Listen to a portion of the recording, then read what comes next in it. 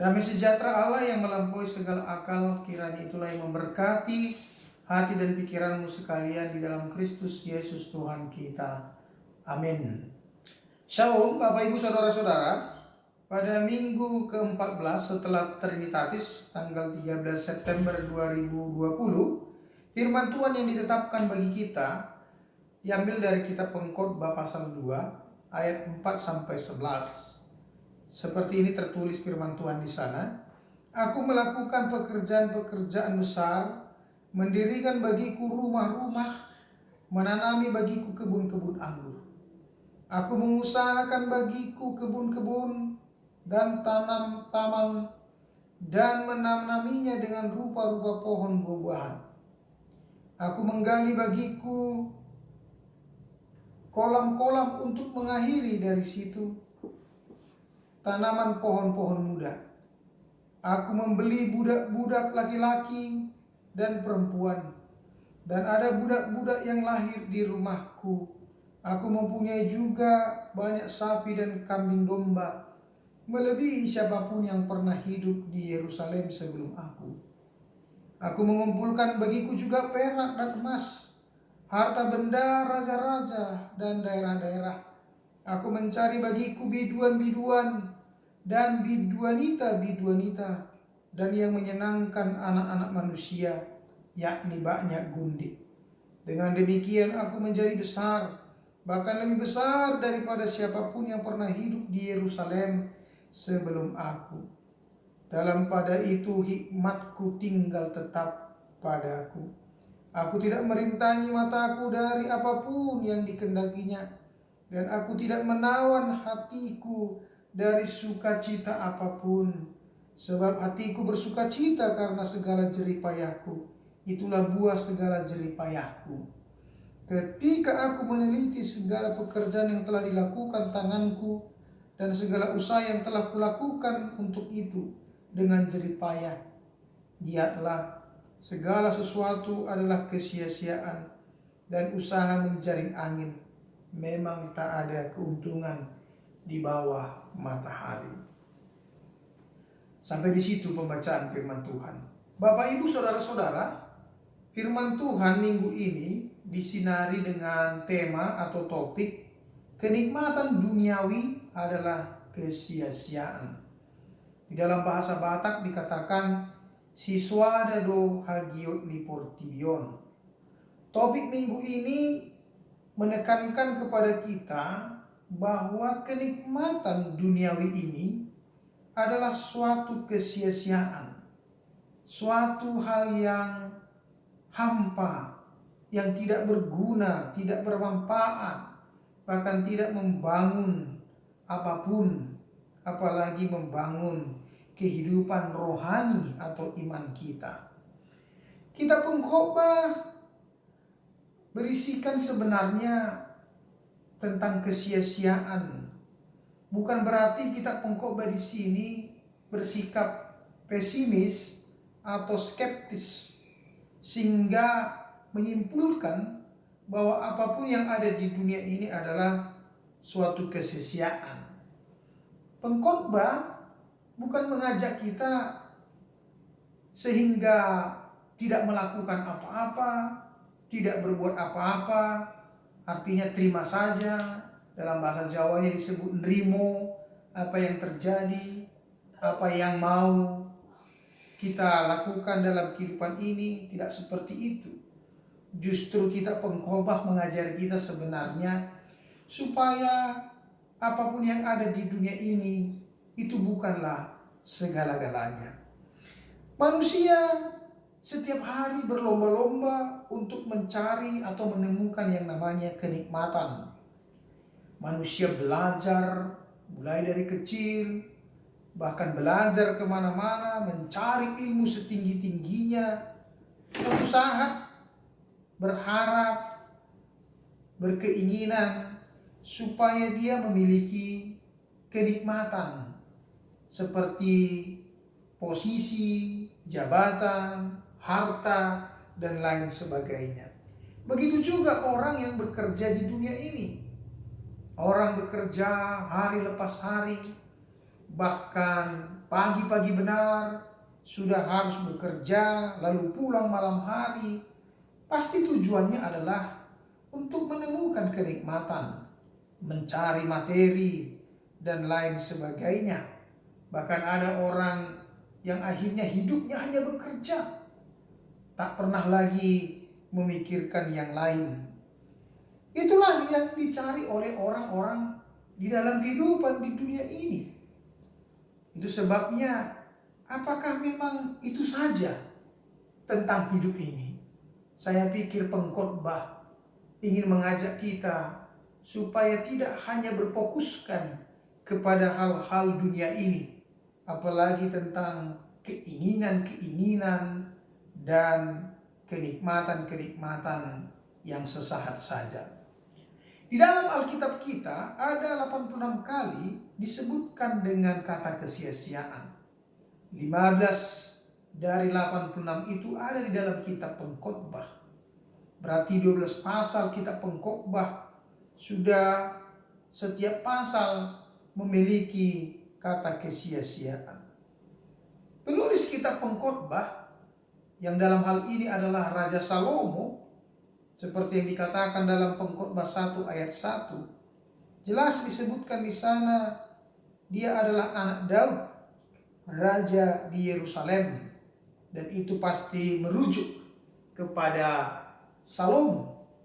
Kita ketahui bahwa Salomo ini adalah raja yang bijaksana, raja yang terkenal dengan penulis kitab Amsal atau kitab hikmat.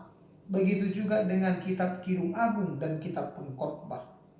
Namun ada kelemahan dari sisi kehidupan Raja Salomo, di mana dia memiliki 1000 istri, 300 katanya yang sah, dan 700 adalah selirnya. Dan istri-istri ini akhirnya mempengaruhi sikap dan kehidupan Raja Salomo, di mana istri-istrinya memiliki keyakinan, kepercayaan kepada dewa-dewa yang lain. Sehingga akhirnya Salomo di akhir-akhir hidupnya meninggalkan Allah yang disembah dan diikuti oleh ayahnya Raja Daud. Jadi menurut para peneliti tafsir Alkitab mengatakan Salomo menuliskan kitab Pengkhotbah ini adalah di saat usianya sudah tua. Disitulah dia akhirnya merefleksikan, merenungkan perjalanan hidupnya, di mana masa-masa mudanya dipenuhi dengan kemewahan, dipenuhi dengan kekuasaan, bahkan harta benda yang berlimpah. Namun akhirnya Salomo mengatakan bahwa semuanya itu sia-sia. Semuanya itu lenyap begitu saja. Disinilah sebenarnya Salomo ingin mengajarkan kita melalui kitab Pengkhotbah ini, supaya kita tidak hanya bergantung, tidak hanya melihat bahwa hidup ini hanya semata-mata urusan duniawi, seperti bekerja, menimbun harta, menikmati apa yang ada dalam kehidupan ini, sehingga melupakan yang paling utama. Salomo mengatakan tadi di ayat 11, usaha seperti itu adalah seperti orang menjaring angin. Menjaring angin artinya mendapatkan hal yang sia-sia. Sama dengan cerita di dalam mitologi Yunani, ada seorang yang bernama Sisyphus, di mana setiap kali dia berusaha untuk mendorong batu ke puncak gunung, namun ketika batu itu hendak sampai ke puncak, justru batu itu meluncur lagi ke bawah. Dan itu dia lakukan terus-menerus dan tidak ada hasilnya. Batu itu tetap jatuh ke bawah. Umumnya manusia seperti itu di dalam kehidupan ini, selalu berusaha untuk mencari apa yang ada di dunia ini. Namun apa yang terjadi di dunia ini tidak lantas memberikan sukacita dan kebahagiaan bagi kehidupannya. Ada orang berusaha untuk mencari harta kekayaan. Ada orang berusaha untuk mencari pangkat, jabatan, dan segala-galanya.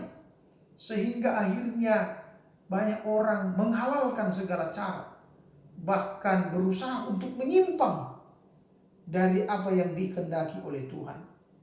Coba kita lihat apa yang terjadi di tengah-tengah negara kita ini. Hanya demi harta, demi sesuatu, akhirnya banyak orang melakukan korupsi. Indonesia dalam laporan indeks korupsi Indonesia termasuk masih dalam keadaan yang memprihatinkan. Bapak Ibu saudara-saudara, jiwa-jiwa hedonisme, konsumerisme, materialisme ini sekarang menjadi gaya hidup. Sehingga orang ingin memiliki ketiga hal itu. Hedonis, yaitu ingin menikmati kenikmatan-kenikmatan duniawi. Konsumeris juga ingin memakai segalanya, memiliki segalanya apa yang ada dalam kehidupan ini. Materialis juga adalah ingin untuk memiliki harta, materi, apapun yang harus dilakukannya dalam kehidupan ini. Sedangkan kita tahu ketika dia memiliki itu, apakah dia sudah menemukan arti hidup yang sesungguhnya?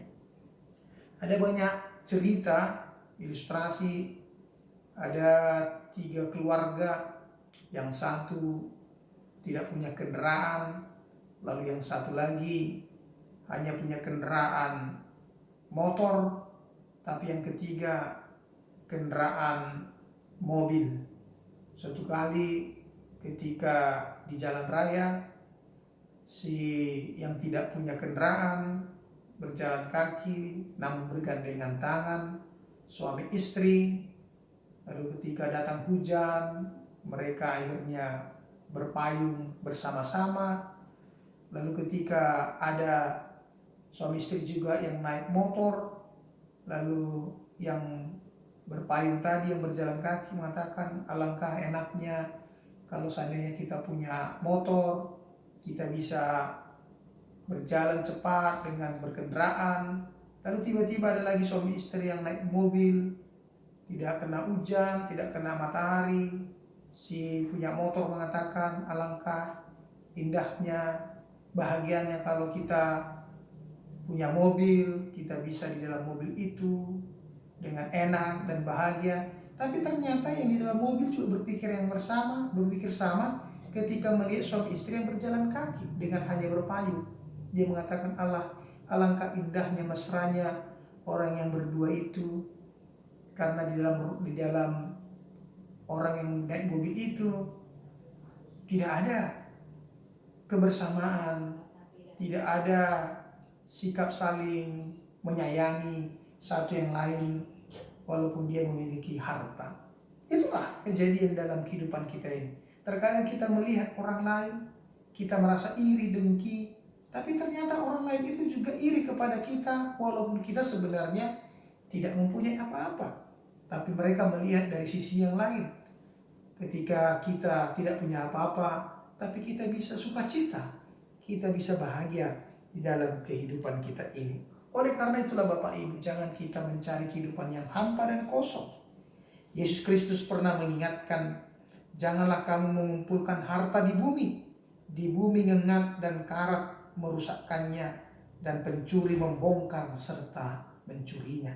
Matius 6 ayat 19. Bahkan Yesus juga menegaskan tentang cerita orang kaya yang bodoh di Lukas 12, di mana orang kaya ini berpikir bagaimana suatu ketika dia merombak lumbung-lumbungnya, lalu mendirikan lumbung yang lebih besar supaya dia menyimpan segalanya ke sana, gandum dan barang-barang yang lain. Namun apa kata firman kepada orang bodoh itu? Hai engkau orang bodoh, pada malam ini juga jiwamu akan diambil daripadamu. Jadi banyak orang punya rencana, punya plan A, plan B, plan C. Tapi ketika ada seruan dari surga mengatakan, hari ini aku akan mengambil jiwamu, maka satupun rencana-rencana itu buyar dan tidak terjadi lagi dalam kehidupan kita. Oleh karena itu mari kita belajar dari kitab pengkhotbah ini. Ketika banyak orang bermimpi, berkeinginan, dia menggali lubang untuk kolam, mempunyai pembantu-pembantu, hamba-hamba, menanam banyak pohon tanaman, tapi ternyata hidupnya hanya sesaat saja. Oleh karena itulah Bapak Ibu, pengkhotbah di sini sebenarnya mengatakan semua yang ada dalam kehidupan ini tidak akan menjadi sia-sia kalau kita melakukannya untuk Tuhan dan kita berbuat karena Tuhan. Jadi setiap yang kita kerjakan dan setiap yang kita perbuat untuk siapa-siapa adalah untuk Tuhan, itu adalah kehidupan yang sesungguhnya. Yang kedua, pengkhotbah ingin mengajarkan kita, Bapak Ibu Saudara-saudara, ingatlah hidup ini sebenarnya terbatas. Hidup ini hanya sebentar. Maka alangkah indahnya kalau yang sebentar ini kita jadikan hidup kita bermakna, bermanfaat, berarti. Terlebih berarti juga bagi orang lain, bagi dunia ini. Paulus pernah mengatakan, segala sesuatu diperbolehkan, tetapi segala sesuatu belum tentu berguna. Segala sesuatu diperbolehkan, tapi segala sesuatu belum tentu membangun. Jadi carilah kehidupan yang berguna, bermanfaat, bermakna, dan juga bisa membangun kehidupan rohani kita, kehidupan iman kita. Jadi jangan kita hanya dikuasai oleh keinginan-keinginan daging, seperti yang dikatakan di dalam epistel tadi, percabulan, kecemaran, hawa nafsu, penyembahan berhala, sihir, iri hati, dan yang lain-lain. Itu adalah orang-orang yang mencari kehidupan yang kosong dan hampa. Yang terakhir, hidup ini bukan tentang hanya saya, tentang Bapak Ibu, atau tentang pribadi kita. Tapi hidup kita ini adalah untuk orang lain dan terutama untuk Tuhan. Jadi kita diciptakan Tuhan adalah untuk seseorang, kita diciptakan Tuhan adalah untuk juga orang lain, dan kita juga diciptakan Tuhan adalah bagaimana kita melakukannya demi Tuhan. Karena itu yang terutama sebenarnya adalah Tuhan, bukan harta, bukan segalanya di dunia ini, tapi bagaimana kita mencari harta yang kekal, yaitu firman Tuhan yang kita kenal Tuhan yang telah memberikan segala-galanya bagi kita. Selamat hari Minggu, Tuhan Yesus memberkati. Mari kita berdoa. Terima kasih Tuhan buat firman yang kami dengarkan hari ini. Tuhan kiranya menyertai firman-Mu, memberkati, supaya menjadi kekuatan dan sumber pengharapan dalam kehidupan kami. Berkati jemaat-Mu di AKBP Jatimurni dalam setiap pekerjaan hidup mereka, supaya apa yang mereka lakukan berguna, bermanfaat, tidak hanya kesia-siaan saja. Kami juga berdoa buat masa-masa pandemi ini, kuatkan kami Tuhan untuk menjalaninya supaya kami mampu dan bisa tetap sehat dan melakukan tugas-tugas yang mulia yang berarti bagi kehidupan ini. Demi kasih setia Kristus, kami berdoa dan mengucap syukur. Amin.